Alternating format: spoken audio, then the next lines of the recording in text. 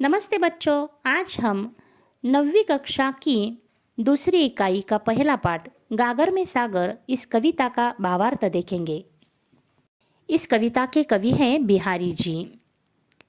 अगर आपने मेरे इस चैनल को सब्सक्राइब नहीं किया है तो सब्सक्राइब कीजिए ताकि ऐसे ही उपयुक्त वीडियोज आपको देखने मिले। तो देखते हैं कविता का भावार्थ। या अनुरागी चित्त की गति समझे नहीं कोई, जो जो बुढ़े श्याम रंग त्यो त्यो उज्जलू होई। मन बड़ा ही चंचल होता है, इसकी गति को कोई समझ नहीं सकता। जैसे जैसे हम भगवान श्री कृष्ण के भक्ति में डूबते चले जाते हैं, वैसे वैसे हमारा मन उज्जवल हो जाता है। मतलब मन में जो बुराइयां हैं वह मिटती चली जाती है और मन बड़ा पवित्र बन जाता है। अगला दोहा है, घरू घरू डोलत दीन हवै, जो न जणु जाचतु जाई, दिए लोभ चश्मा चखणु, लघुपुणी बड़ो लखाई। इसका अर्थ है, दीन व्यक्ति घर घर जाकर लोगों के सामने हाथ फैलाता रहता है। आने वाले हर व्यक्ति के सामने हाथ फैलाकर कुछ देने की याचना करता है। मानो उसकी आंखों पर लालच रूपी चश्मा चढ़ा रहता है, जिसके कारण आने वाला हर व्यक्ति उसे धनवान नजर आता है। वह यह नहीं जांच करता कि आने वाला व्यक्ति देने के लिए समर्थ है या नहीं। आने वाले हर व्यक्ति के सामने लोभ के कारण वह याचना करता रहता है। अगला दोहा है, कणक कणक तय सौ गुणी, मादकता अधिकाई, उही खाए बौराई जगु, इही पाए बौराई। मतलब कणक मतलब सोना। सोने में धतूरे से 100 मात्रा अधिक मादकता होती है। इसके लिए उदाहरण कवि देते हैं। धतूरा खाने से व्यक्ति को नशा हो जाता है। धतूरे के बीज खाने से लोगों को नशा हो जाती है, लेकिन सोने को सिर्फ पाने मात्र से ही मनुष्य को एक प्रकार का नशा हो जाता है। उसमें इतनी मादकता होती है कि वह नशे में खो जाता है। मतलब वह व्यक्ति जिसके पास सोना होता है वह घमंडी हो जाता है और अपनों से दूर होने लगता है। उनकी बुराई बढ़ती जाती है। अगला दोहा है, गुणी गुणी सबके कहे, निगुणी गुणी न होतु, सुन्यो कहू तरु अर्क तय, अर्क समान उदोतु। मतलब निर्गुणी व्यक्ति को जो गुणों से रहित है, ऐसे व्यक्ति को अगर सारा संसार भी गुणी है ऐसा कहकर भी पुकारे तो भी वह गुणी हो सकता है क्या? बिल्कुल नहीं।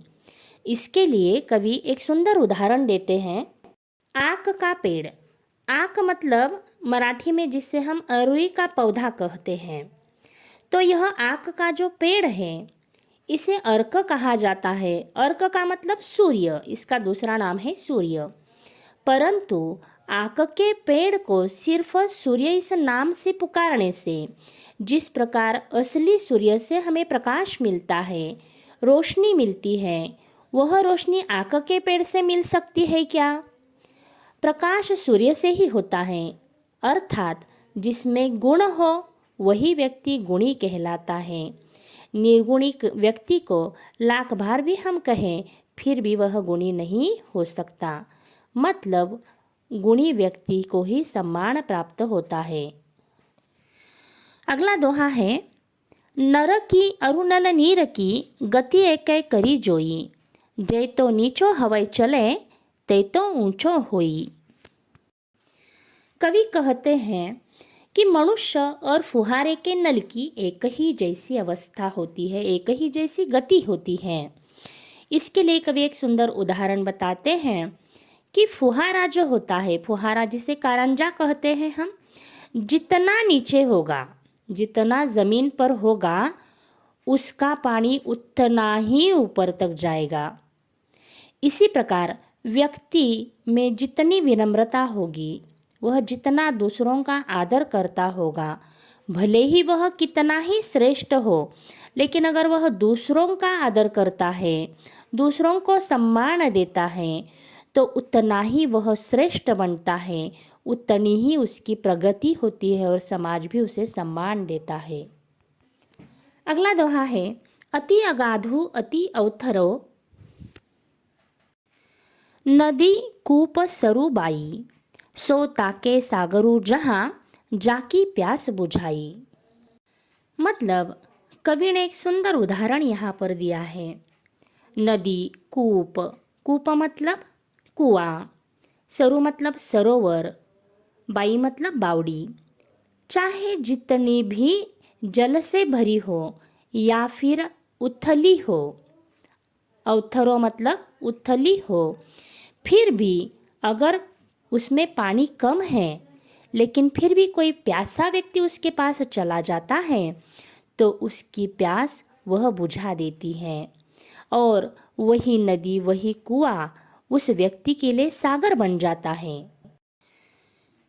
उस व्यक्ति के लिए सागर का पानी व्यर्थ है, भले ही वह कितना भी बड़ा हो, फिर भी उस पानी में से एक बूंद भी प्यासा व्यक्ति पीकर अपनी प्यास नहीं बुझा सकता है। इसका अर्थ यही है कि जो बड़ा व्यक्ति होता है, बड़ा होने के बावजूद भी, मदद करने के योग्य होने के बावजूद भी अगर वह लोगों की मदद नहीं करता है, लेकिन छोटा आदमी है फिर भी लोगों की सहायता करता है, तो वह छोटा व्यक्ति भी लोगों के लिए सागर के समान बनता है। बुरो बुराई जो तजे, तो चितु खरे सकातु, जो निकलंक मयंकु लखी, गणे लोग उत्पातु।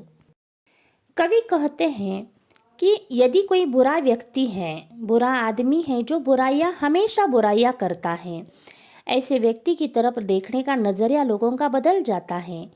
लेकिन अगर यही व्यक्ति बुराइयां करना छोड़ दे, तो हमारा मन यह मानने से इनकार करता है, डरता है कि उस व्यक्ति ने बुराइयां छोड़ दी हैं, उसकी भलाई पर लोग विश्वास करते नहीं हैं। इसके लिए कवि उदाहरण देते हैं।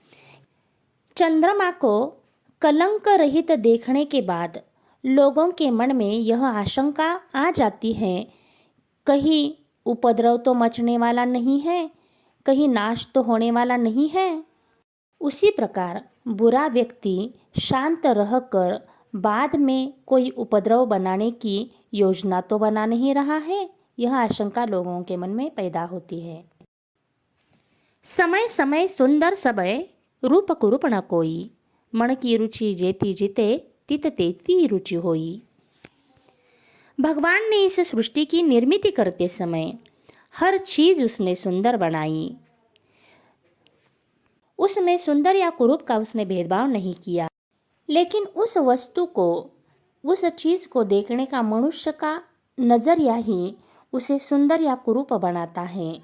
मनुष्य के मन की चाह जितनी होती है, उतनी ही वह वस्तु उसे सुंदर दिखाई पड़ती है। मतलब सामने वाली वस्तु सुंदर है या कुरूप है, उस व्यक्ति के दृष्टिकोण से ही वह वस्तु कुरूप या सुंदर उसे दिखाई देती है।